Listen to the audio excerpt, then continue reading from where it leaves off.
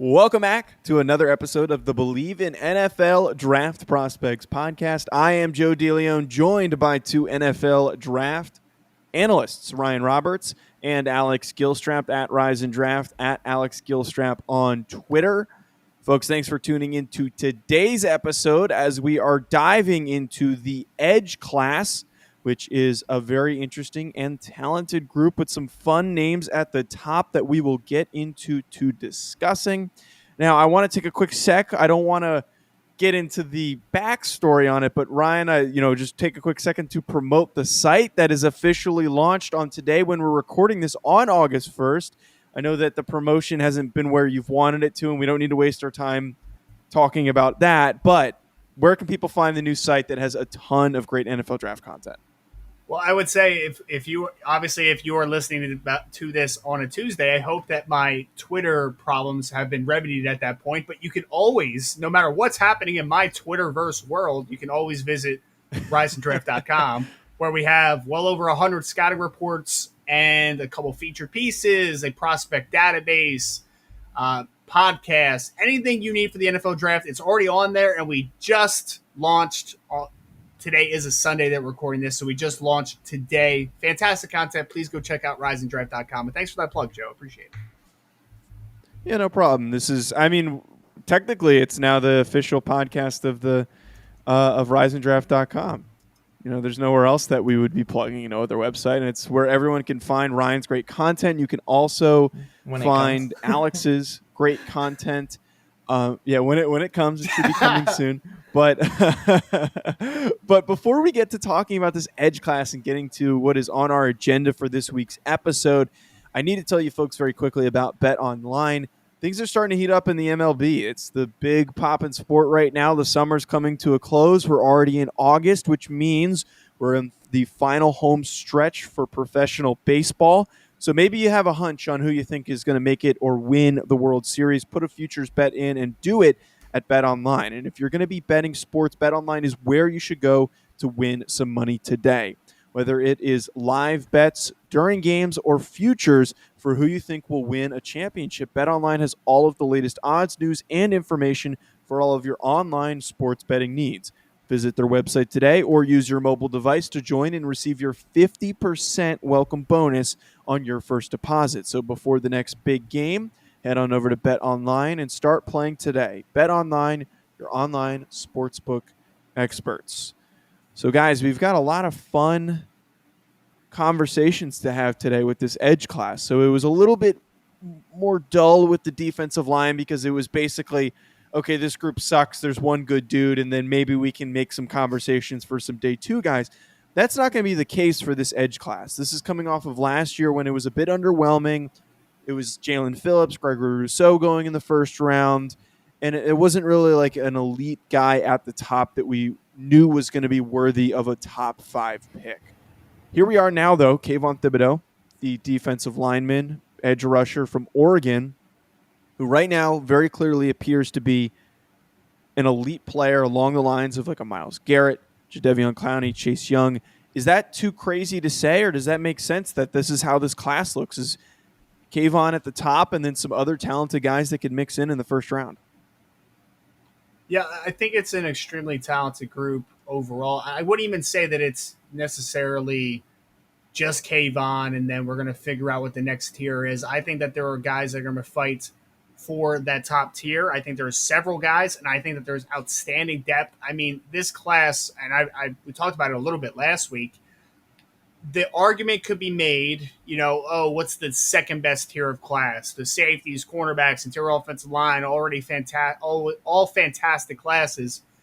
Defensive end, edge, 3-4 outside linebackers. This is the best class. If you need a pass rusher to come off the edge, win the outside track, convert speed to power, like there is a guy for everyone. We're going to talk about a lot of guys that are traditional 4-3 defensive ends, but I know at least I'm going to talk about a couple of guys that are your 3-4 stand-up rushers. And I think there is a body type for everyone. I think there's impact for everyone. I think that this is a superb class that is, right now, in preseason, of course, it is the head and shoulders best position group of the 2022 class in my opinion. I mean, you said it best, the versatility that this class has. There's so many guys I can plug in so many different ways. And I didn't get to watch everybody this week just with my workload in the day job, but there's names that I'm familiar with that I didn't get to watch that you talk about day two talent, the Aiden Hutchinsons of the world. Brenton Cox Jr. out of Florida is someone that has been a riser since he transferred to Florida. Myjai Sanders from Cincinnati, someone that has some fans that I think is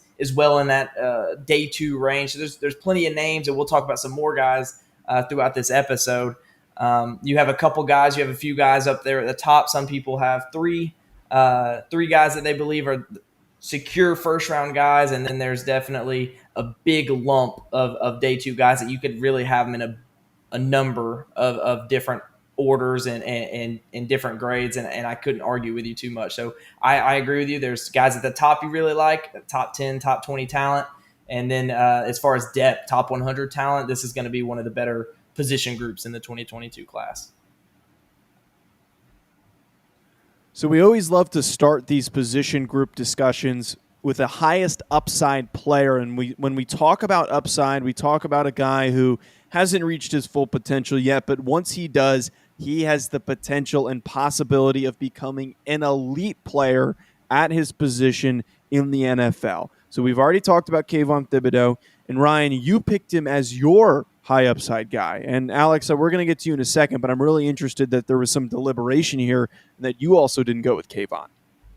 Yeah, I mean, Kayvon is the easy answer. I feel like every episode we talk about the same guy in this category because there's typically just one guy up top the rest of the group as far as the position, and that's usually the highest upside guy. That's the guy we think is a top 10 worthy, top 15 worthy guy who we've talked about week in and week out at each position group. So I just wanted to bring a different flavor myself. So I went Zach Harrison out of Ohio State. Zach Harrison is, someone that in that, 5-star recruit, someone that has a lot of fans. I mean, 6'6", just under 6'6", 265, 270 pounds. He's got that prototypical build, but his length is ridiculous. His wingspan is ridiculous. Giant hands.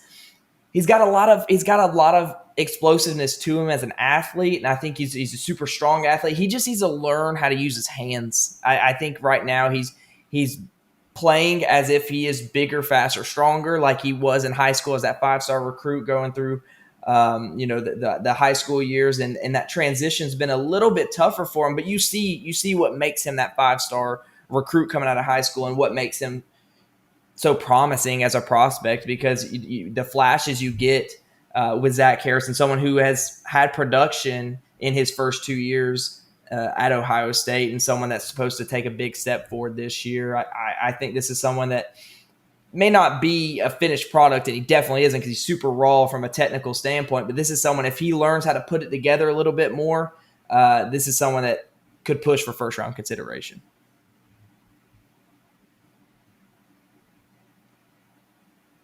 Yeah, and we've gone from Joey Bosa to Nick Bosa to Chase Young, and now Zach Harrison would be the presumed next guy. I know some people like Tyreek Smith as well, which I know Alex is going to talk about at some point here, but he is what seems to be the next in line. If I can, I would like to just briefly touch on Kayvon. I know everybody knows Thibodeaux at this point, right? Like, he's been a guy that has dominated college football over the last year and a half. I'm going to say a half just because he only played in, I think, 4 football games this year, 5 football games, obviously with the Pac-12 being a little more abbreviated. But the reason I picked him as my high upside was because when I sat down and watched him, for the first time and really dissected the film, I had an assumption in my mind, and this is the scouting bias we talk about sometimes, where I expected this just super explosive, bendy edge rusher who is a premier pass rusher and maybe needs some help work in the run game because he's a little bit of a sleeker, lighter build.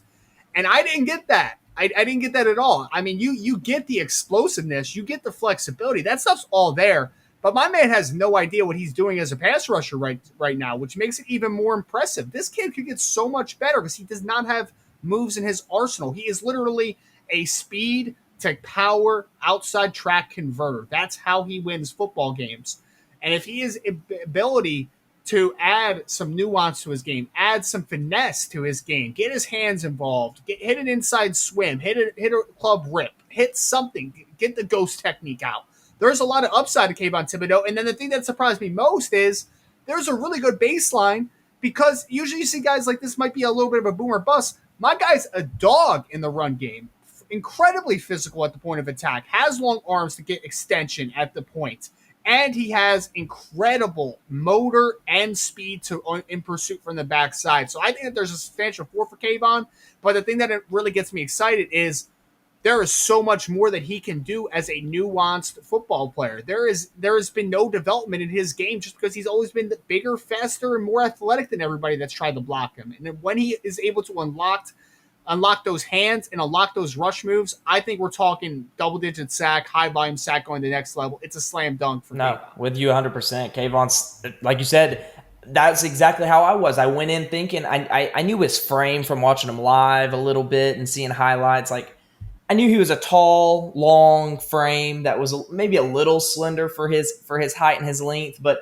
so I was expecting this, like you said, athletic pass rusher that's going to get to the quarterback. But as a run defender, he's just going to be a guy. And that was not the case. I actually feel like, and I'm willing to say, I think right now he's a better run defender than he is pass rusher. And that's crazy to think about because of how good of a pass rusher he is. I mean, this guy really does. He knows how to use his length, like you said, Ryan. To be able to extend at the point of attack and then work a two gap, and get to the edge and work off the blocker there on the edge. And then as a pass rusher, he's still working to figure out exactly all the different ways he can get to the quarterback. But with his athleticism, his length, I mean, he has, like you said, a baseline of traits that's really, really intriguing and I mean, warrants a top 10 pick easily. I mean, this is someone that I think come April, we talked about guys this time last year, Azeez Ojulari was someone I really liked as a high upside guy who became first round consideration.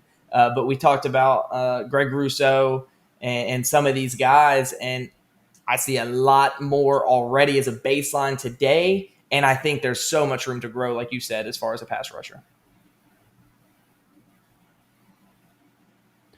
So now we want to get into the conversation point that is the complete opposite of what we just discussed. So one of our more jovial conversations, and the guys that we bring up, we're hoping that they don't end up living up to these expectations. But now's the time for our biggest bum category this week, named after Quincy Roche, who notoriously last cycle by some outlets was revered as a first-round prospect, ends up going in the 6th round. You know how it is with guys like that, not really living up to the expectation. So as we're going with this, guys who are getting hyped up way too much early on and don't really live up to the hype that they're getting once draft time actually comes around, because teams are going to have a way different opinion of them. So, Ryan, I want to get to your guy first. Ali Gay from LSU. Why did you pick him as your biggest bum? Well, I had seen a lot of people talk about Ali Gay because he is all of 6'6", 260 plus pounds with long arms. He certainly looks the part, to say the least. And then you get the NFS grades, you get the Blesto grades, and you see that the NFL also has pretty high opinions of what Ali Gay is. And he was a guy that is just coming off of 1 year as a starter at LSU, was a junior college guy, and I was very underwhelmed with the athlete that Ali Gay is. I think that he has length for days. I think he can win some outside track at points because he can just out-leverage guys because he just has a far reach working to the outside.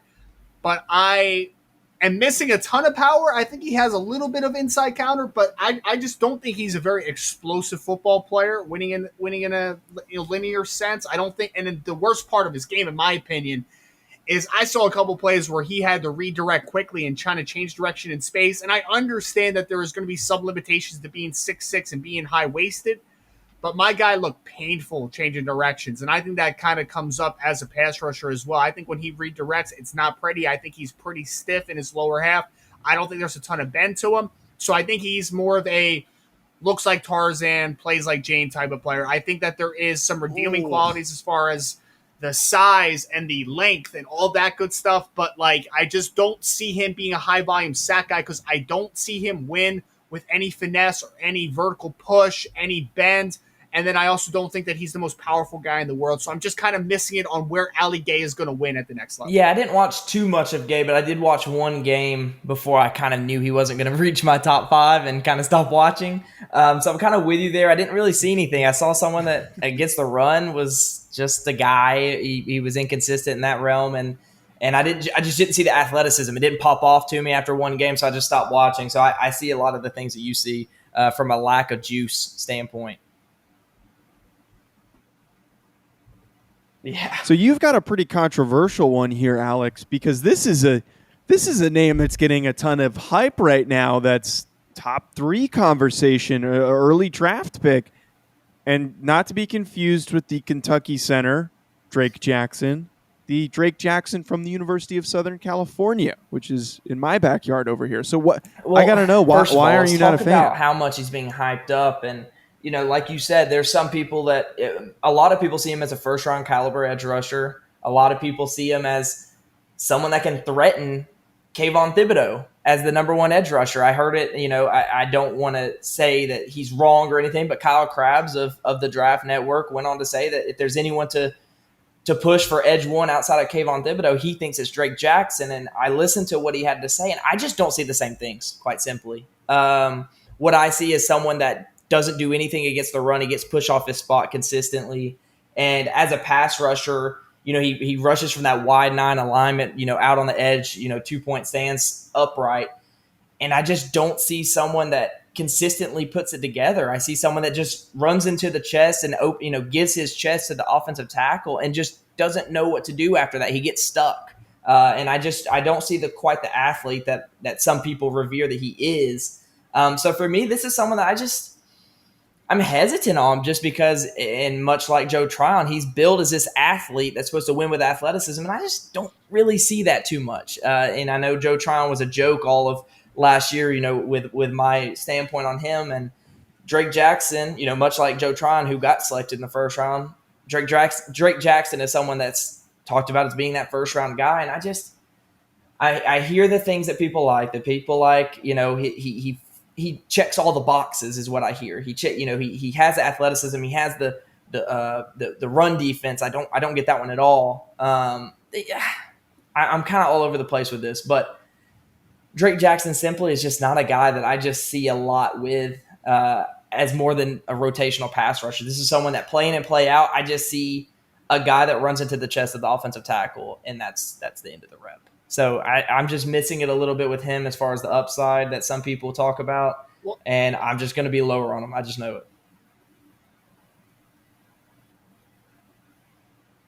Well, I think that there are some redeeming qualities to a guy like Drake Jackson. I think that from a size component, he kind of fits that mold as that true 4-3 defensive end, hand in the dirt type of player. I just think he's a pretty good athlete, too. I think he's somewhat loose. Like, I don't think he's elite or anything in any category, but I think he's good in multiple areas. I think the thing that really stunts him is I really think USC uses him terribly. They run that odd man front, so he's playing more of like a 3-4 outside linebacker role, and I just don't think that's him, man. Like, I don't see him ever coming from depth. Like, I think he's a guy that needs to be in attack mode, because I do think there is some looseness to him. There is some upside as a pass rusher.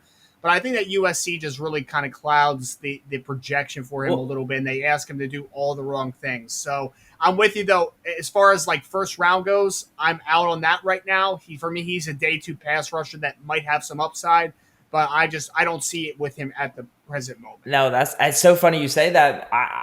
Some of my favorite reps of his was as, running that 3-4 and dropping back into coverage. I thought he played press on a tight end a couple of times in a couple of the games I watched where he bullied guys at the point of attack, and I thought he actually moved pretty well in space. So that was actually one green spot, for lack of a better term. I can't think of what I'm trying to say. That was one spot that I actually kind of liked. So maybe but again, like I said, I just don't see where he gets a lot of wins from that alignment. So you're talking about someone that I feel like some of his best reps, I mean, of course he has some good pass rushing reps at times. There's just a lack of consistency, which is my problem. But a lot of the times I saw some of my favorite plays were him as that 3-4 outside linebacker in coverage of some sort. So, he's just an interesting evaluation that I just don't see that translatable thing about him that where I feel like he can stick as like a set. You talked about a 4-3 defensive end. I just don't see how he can find enough consistency to be a productive pass rusher at a 4-3 alignment right now.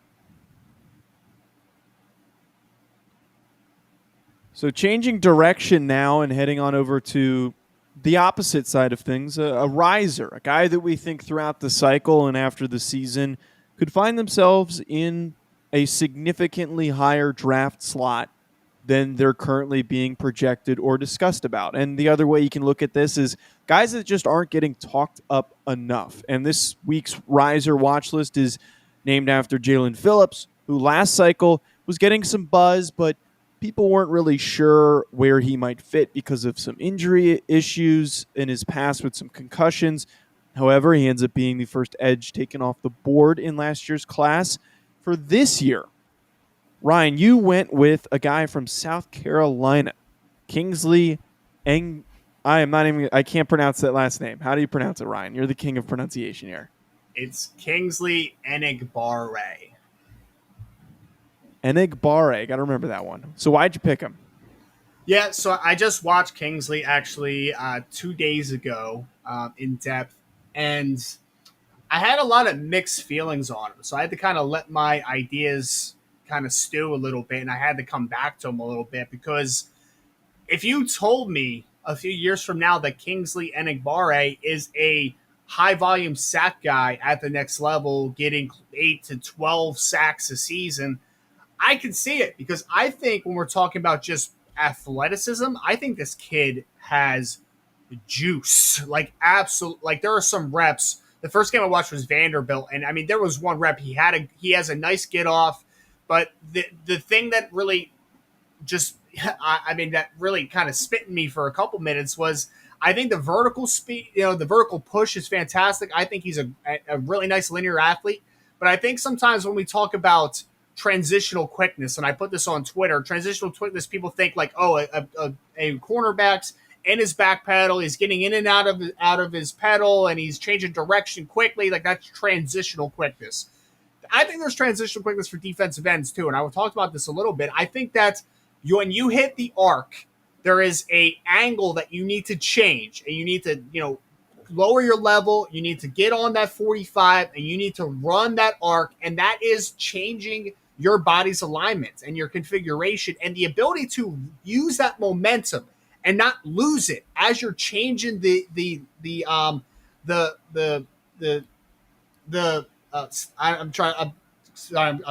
I'm losing my words here. When you're trying to change your level and you're changing the angle of your body and the ability to maintain that momentum and run that arc with the speed that you were able to create, that momentum you're able to create, I think is a pretty rare thing, to be honest. And I think Kingsley Enagbare has that. And he left this kid just hoping that he could somehow get out of recovery mode and to beat him up the arc. And then he finishes with a strip sack. And I see that littered all over his film. And I think that he is one of the best outside track rushers, the best athletes at the position.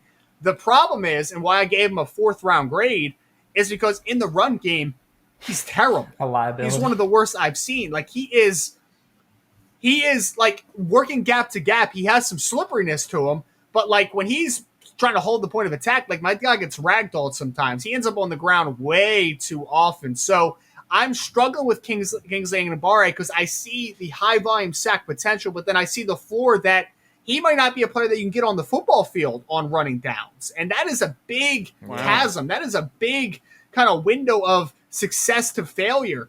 But and why I picked him for this is the fact of like, hey, if he shows just good, moderate improvements in the run game, if he is just an average run defender, I think the pass rush upside is very tantalizing. I think that this kid could go in the 1st round when all is said and done, because I think that he has that impact as a pass rusher. Just right now, I would be uneasy drafting him anywhere until maybe the 3rd or 4th round. I put a 4th round grade on him just because I think that the floor is so low comparative to what the ceiling is.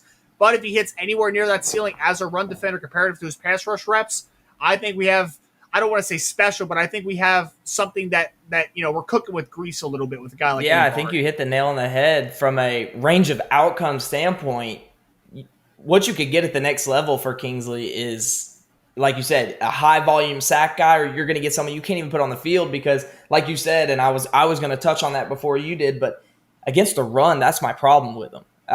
He just doesn't offer anything as it currently stands to where you can feel comfortable playing him on early downs. So right now, if you're to project it to the NFL based on what you know now and what he is through the 2020 tape, is a rotational pass rusher that's going to play on sure passing downs, on third and longs and on second and longs, where you can feel comfortable knowing that his impact is going to be positive, because if there's any way there's a running play, he's just a liability at that point. So Kingsley Enagbare, this is someone that has a lot of length, super good get off and explosiveness as an athlete. He threatens the outside track so well that he can win inside because he can get those tackles to overset and can take advantage of that leverage as far as positioning. So I think as a pass rusher, he has a lot. I mean, he had some ridiculous pass rush performances, especially in 2020, where he blew up this past year. So like you said, just got to improve on the running stuff, the run game stuff. And if he can show, like you said, moderate improvement, this is someone that's well in that day 2 category for me. All right, let's get into breaking down each other's top 5s as we do to wrap up each episode. You guys have very different lists for this position group, which is, I guess, a testament to the unique play styles and body types that you have for these various pass rushers. They're not all necessarily fitting one particular role. Ryan, for you go Adam Anderson from Georgia and then Will McDonald from Iowa State. Alex, on the other hand, has Zach Harrison from Ohio State and Tyreek Smith from Ohio State. So since you guys are so different and far off from each other than you typically are, Ryan, I want to head to you first. I just want to hear your thoughts quickly on why you went with Anderson at 4 and McDonald at 5, and then Alex, the same for you after Ryan. Yeah, I think for me, Adam Anderson and Will McDonald have similar profiles as far as size. There's a plethora of guys probably in this like 3 to 6, 7 range that are, for me, could be stand-up rushers in a 3-4 system. And I think that is Adam Anderson and that is Will McDonald. Now, why I like Adam Anderson a little more than Will is just because we talk about trying to find special reps on film. There is plenty of special when you watch Adam Anderson. He has some insane get off, some insane bend, and some insane linear explosion. He transitions an arc with absolute ease. He might be the best pure speed rusher in this class overall. The problem is that Adam Anderson hasn't played enough. Like, you just haven't seen it enough. It's in a very limited sample size. He isn't a guy that you're going to say is a plus run defender right now just because you haven't seen it. He was literally a designated pass rusher for Georgia because they have guys like Azeez Ojulari, and they like playing Malik Herring kind of as a bigger outside rusher, and they have other guys like Nolan Smith and Jermaine Johnson who transferred to Florida State this offseason. So it was just a very crowded room. Luckily, 2 of those 3 guys I just mentioned, speaking of Jermaine Johnson and Azeez Ojulari, are out the door this year. So in theory, Adam Anderson is due for a big bump in playing time this year. And I think that he has the potential here to be a big riser because I think that speed rush and that flexibility is special stuff. And I have Will McDonald second. He's a little different. I think that he has a lot of those qualities as an outside track rusher. But the stuff that I love about him is he is insanely flexible working gap to gap. He sets some dudes up with some inside moves that are just, I mean, he has the guys like grasping for air, man. Like, they just can't even touch this dude. And it's weird because Iowa State's the same way. They don't play him enough.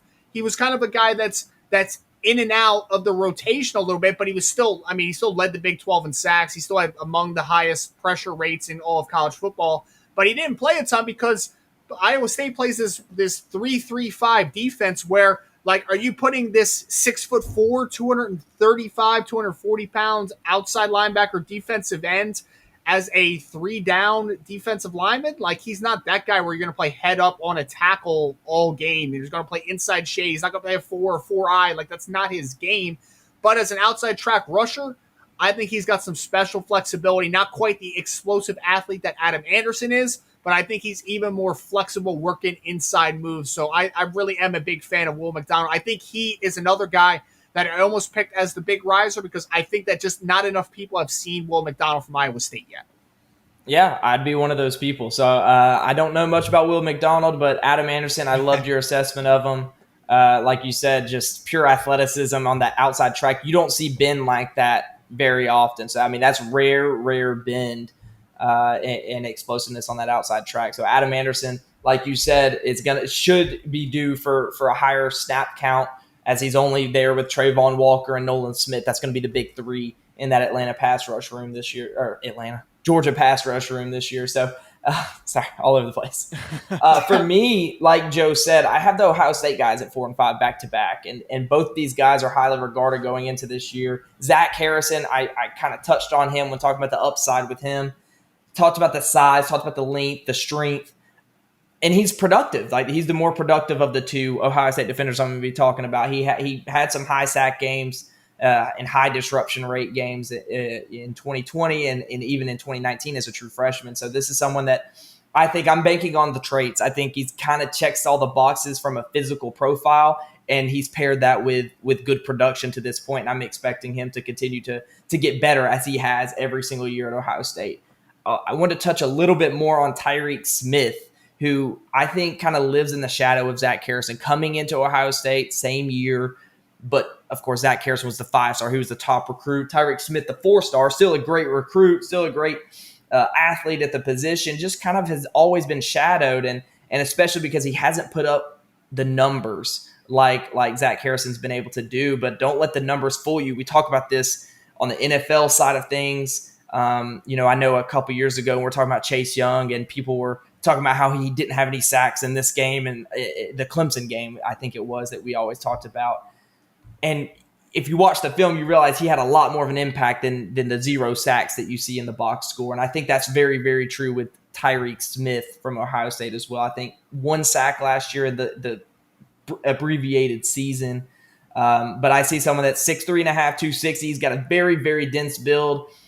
I think he has a verified sub 4.7, if I'm not mistaken. So this is an athlete. This is someone that can move a little bit. He has good arm length, not quite the arm length of Zach Harrison, not quite the wingspan, not quite the hand size, but he's just a shade below Zach Harrison in every one of those categories. But I think against the run, this is a better player right now than Zach Harrison. I think he does a good job of body positioning, knowing where to get to his spot and fill his gap. And I think he does a good job of keeping his body clean. He uses his length a lot better than Zach Harrison. One of the things I talked about with Zach Harrison at the beginning of the show is he just needs to learn how to use his hands, know how to use his length. He has better length than Tyreek Smith, but I didn't know that until I looked at the numbers, the official numbers, because Tyreek Smith uses that length that he does have much better than Harrison to this point. And I think that's a testament, that shows up in the run game. But as a pass rusher, this is someone that he can hit the outside track, like you talked about with Adam Anderson a little bit. But I think he's really, really special with his hands at times where he can get himself free. And I think you have a relentless motor paired with his ability to get free. This is someone that's constantly in the backfield every single play. So I think from a film perspective, right now, I think Tyreek Smith is a better player than Zach Harrison. But I think if you're talking about the projection to the next level, some of the traits that Zach Harrison has, like I said, from that length and that strength and that size, is just a little bit more appealing than someone like Tyreek Smith. So both of these, I think, are going to be guys that are going to be talked about as day 2 picks right now. But I think both of them, Zach Harrison more for the traits, but Tyreek Smith is an undeniably great football player. I think he just gets in the backfield on command at certain points throughout the game, and I think that there's something to be said about that, especially on the stages he's had to play.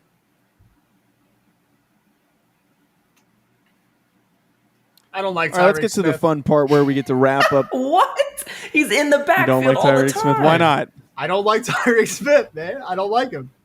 What do you not like? Alex, he chose Ohio State over Notre Dame. I don't like Tyreek Smith. This is Sorry. personal. Okay. Oh, that's the only reason why. What? They got Brendan Vernon, so they got him back for it. All right, let's get to guessing our top threes here, rather, as we usually do to wrap up each episode. So, Ryan, let's go to you first. You're guessing for Alex first. Man, I have no idea what Alex is going to do here, to be honest. I know he's got Kayvon Thibodeaux at number 1, obviously, but I know Karlaftis is George Karlaftis the third from Purdue is going to be in that top 3. I'm a little weary that Alex is not going to have him at number 2. I think he might have him at 3, but I'm still going to say Karlaftis at 2. And I'm going to go an off-the-wall one. I'm going to say that he likes Nick Benito from Oklahoma. I don't know why. It just seems like Alex's type. What? Okay. All right, Alex, go ahead. So I struggled. I haven't looked at your profiles that you've posted already on Thibodeaux versus Karlaftis to see who you have graded higher. I meant to go cheat before we recorded and I forgot. But I think Kayvon's got to be number 1, Karlaftis 2. I know that's your 1-2 for sure. Number 3 is puzzling because I think we talked before and you said you don't really get it with Drake Jackson either, who's kind of the consensus 2 or 3 right now. Zion Tuapoloa Fatui. I think I said that wrong, but I like him a little bit, but he's hurt, so I don't think you'd put him in your top 3. Aiden Hutchinson, I know you don't like. Brenton Cox isn't quite good enough. I'm going to go Zach Harrison. So who is you it? said you don't like Tyreek Smith, but you didn't say much about Zach Harrison. I think you're saving it. You guys Who's 3? You both suck. You both got the first 2. You both got the first 2 right, obviously, because no one else has anybody else besides Kayvon and George Karlaftis at 1 and 2. But number 3, I guess you could have gone in a number of directions. Alex had the more difficult task in my eyes. Number 3 for Ryan was Myjai Sanders from Cincinnati. That was probably going to be a little tough to guess. But Ryan, come on, we're talking to a Georgia fan. Whoa! Don't put it that way. Don't put it that way. Will give and you always give an edge that to is Georgia not true players, regardless if you admit it or not. And Adam Anderson was your number 3. Wait! Didn't Ryan, you look very puzzled. Oh, Alex, didn't you have Adam Anderson as your 4 in our pre-show? Didn't you? Oh, he changed you it. saw that he You're wasn't a cheater, 4. dude. You're a cheater. No, you saw he wasn't 4. Oh, I wasn't looking at this sheet. You didn't listen to I me wasn't talk. looking at the sheet. I just talked talked about had him at 4. I literally just talked about Ohio State and Ohio State. You don't listen Ryan when you're not wasn't paying talking, obviously, because I did. hate you, dude. I hate you. Oh, Myjai Sanders. Yes. Look, absolutely. wait. Look, I don't want to go too off. I don't want to go too off tangent. I want to wrap up. We're closing to getting close to 40 minutes, which means we'll probably talk for another 15 to 20. I would like to just touch on before I wrap us up. I want to get your guys' thoughts on George Karlaftis because we talked a little bit, a good chunk about Kayvon Thibodeaux at the beginning because he's the headliner in the group. But George Karlaftis out of Purdue is very, very talented. And I got a Mr. Alex Gilstrap over here, those who are tuning on video. He's raising his hand. Alex, what are your thoughts on Karlaftis? I did not like. I watched his 2020 tape and I did not see it. I was like, I know Ryan's a fan. I was like, I do not see it. So I was like, what's up with this? I read up a little bit, realized it was an injury-plagued season. I think he had a couple injuries. I know he tested positive for COVID. So I was like, okay. And then you look at the production numbers from his freshman season in 2019. I'm like, so this is probably when I'm going to get him at 100%. So I went back and I watched 3 games of 2019, and that's when you saw it. This guy is a constant disruption in the backfield. He uses his hands. He's a heavy hand guy that knows how to use them, which is as a true freshman, when I was watching that tape, that is super, super impressive to use his hands as well as he did. And I think my favorite thing is I saw a complete football player. I think this is someone that can rush as a 4-3 defensive end. I think he can move inside and play more of like a 5-tech as a 3-4 defensive end because he has that size and he has that play strength. He holds up well against the run. He works laterally very well in the run game, especially when playing against teams that run more of that outside zone concept. I really liked his play, and that's against that kind of offense and that kind of run game. But as a pass rusher too, this is someone that knows how to get upfield, and I think he has some decent explosiveness for someone his size. I don't think he's a well-renowned athlete. I don't think he's going to be the athlete, obviously, Kayvon Thibodeaux is, or, we talked about Adam Anderson a little bit. I don't think he's the athlete they are because they're much smaller, but Karlaftis, for his size and for his play strength, has some juice to him as an athlete. You see that when he works in space laterally on screen plays and on stretch plays out of the backfield and chasing down quarterbacks. You see he has a lot of juice to him. I mean, I think the one that stood out to me was when watching the Michigan game when he was able to run down Joe Milton, who has some juice to him as a quarterback, and he was able to run him down from behind, which I thought was pretty impressive. So Karlaftis is someone that simply checks. I talk about this all the time, checking boxes. How many boxes do you check? And I think he does it all. And I think this is someone that if you were to put in the NFL today, would hold up very well, because I think he plays. As far as play strength goes, he's ready for the NFL, and I think he uses his hands so well that I think he could walk into the NFL right now. There's not much projection needed for him to be a successful NFL player.